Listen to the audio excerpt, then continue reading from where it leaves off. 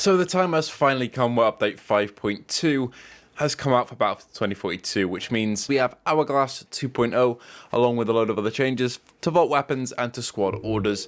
And overall, I am pretty positive about this update. We went through the patch notes last week, but now that we have it in our hands, we can make some more proper judgments as to how this helps the game and improves it. Let's start with the biggest change, Hourglass.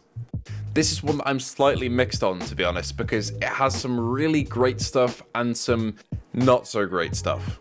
Let's get the elephant in the room out of the way, and that is that a lot of the areas in this map are gone. The size has been drastically reduced, whereas the vehicle count is still very, very large, which means vehicles are dominating this map in terms of the left side of it and in the main open spaces, but we'll get onto that a little more in a bit. The biggest worry for a lot of the community is that the stadium is gone.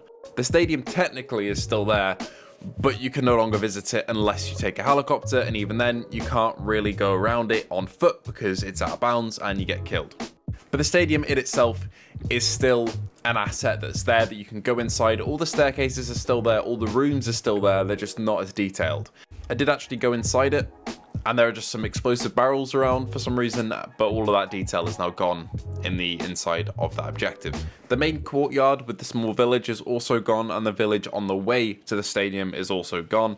But in return, we've gotten the main arch area being completely rebuilt, destroyed in terms of the highway, with a load of cover in that area, a new underground objective, which has kind of changed the dynamic of how that area is attacked. Before, you'd probably stay on top and do firefights up there, but now you've got this underground sort of kill zone locker with some little tunnels that connect to the main crater outside and connect to both sides of the highway, which means you can have 3 angles of attack from different sides into the same place.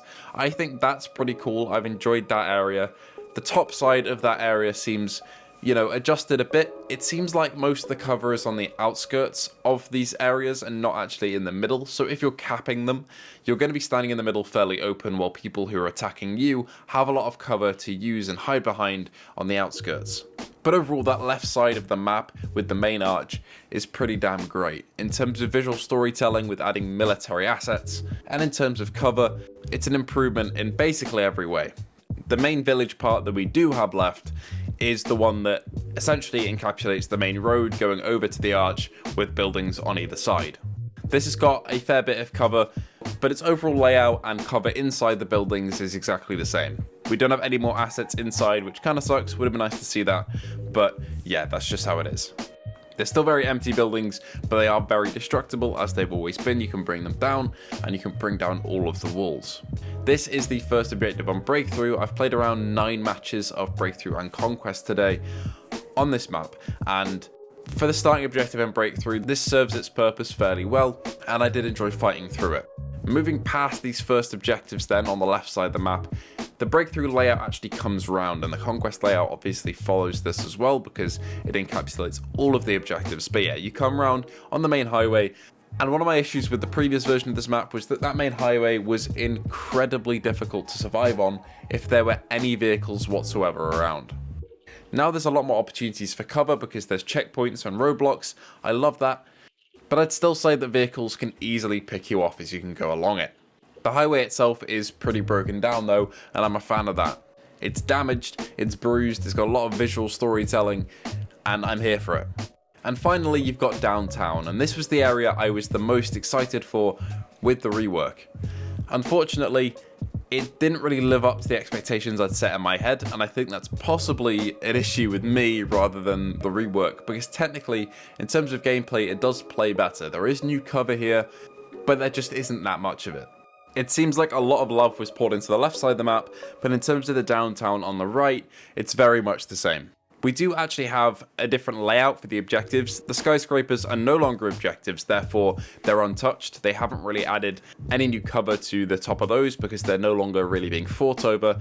But the actual building itself has been rotated for some reason, which really confused me when I was up there, but for some reason it has. But aside from that, there's no real difference there in the skyscrapers. To the left of the skyscrapers, if you're looking at them from the highway, you've got the courtyard objective, which is pretty much untouched as well. It's got a similar amount of cover as it used to, and it's still as open. And on the right of it, you actually have a bit of a change. There is the main sort of dome, football-y looking thing in the middle of there, which used to be an objective, but the objective has been shifted over to the right, to the entrance of the building that's near it. And I think this building has actually been overhauled. I never used to remember it having stairs up to the front. I used to remember it being just submerged in the floor, and I think they've redone that, which does play a lot better. It makes it feel more like, a substantial place, because the building is more built up and more meaningful in terms of its routes in and out. So that's great, but the actual cover in the courtyard near that with the football looking structure hasn't really been adjusted. You've got cover on the outside, which protects attackers and gives them sightlines into the objective,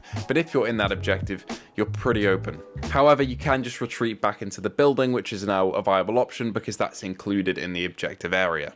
So yeah, overall in terms of layout, I'm sold on some parts of it, but not sold on some other aspects of the rework. I believe that the left side is a complete overhaul and much, much better, but the right leaves a little to be desired. And of course, I do miss the stadium. I've been trying to queue into Hazard Zone all day because I assume that you can still visit the stadium in Hazard Zone, because when Breakaway got reworked, people were upset that E1, which is the main mountain, was no longer accessible, but you could access it in Hazard Zone. So I'm hoping the same is for the stadium. It's going to really mess with balance though, in terms of that area. If that's an actual area that drives land in, the fights in there are going to be completely open because there's no cover anymore. The asset is just the stadium. But I'll keep queuing. I'll have to wait and see if I get Hourglass on Hazard Zone. In terms of other changes for 5.2, the squad system is pretty damn great. The UI elements are a lot more polished now in terms of giving orders, setting orders, and completing them. However, there is an issue where if you turn off your HUD, like I do for taking thumbnails, the squad order screen does not go away. So you'll have attack C1 or something of the like on the left side of your screen. That's cool, but when you go to turn your HUD off, it won't disappear, meaning that you've got to crop awkwardly or wait for that order to run out. We've also got attachments and the pass of vault weapons in terms of SMGs and LMGs and pistols. These all sound a lot better, play a lot better. They've got more attachments. I mean, I'm on board with it. Great stuff. So overall for 5.2, this is a fairly big update, and I'm sure there are a couple of stealth changes that have been added, so we'll be going over those tomorrow once I've had a look around and also seen how the community collaborates together to find these stealth changes. I'll be relaying them to you tomorrow, but for now, I've got none to give you. These are just my thoughts on the actual update itself. Hourglass, I'm a bit of a mixed bag on because I missed the grand scale of it. It does feel a lot more constricted now, but it also feels more focused with a lot better objectives in some areas. But the downtown, of course, I wish had a bit more attention given to it. But in terms of that left side, it is stunning. It's visually appealing now. It still has the tornado and the storm, which makes the map look amazing. But it still has a lot of the aspects that I loved about Hourglass while taking away some of the really, really poor design choices from the original map. Anyway, thank you all for watching. Please do let me know what you thought of the new update and the new map in the comments below. If it's judging by the Battlefield chat and all the matches I've been in, people don't really like it that much. But of course, it's probably a vocal minority because most of the people who are enjoying the map will just be playing it and not complaining in chat. So I'd love to hear what you think about it and get some more input on it. Anyway, thank you all for watching. If you want to come and talk to me or anybody else that loves this game, head over to the No Salt Discord. Link is in the description, and I'll see you in the next one.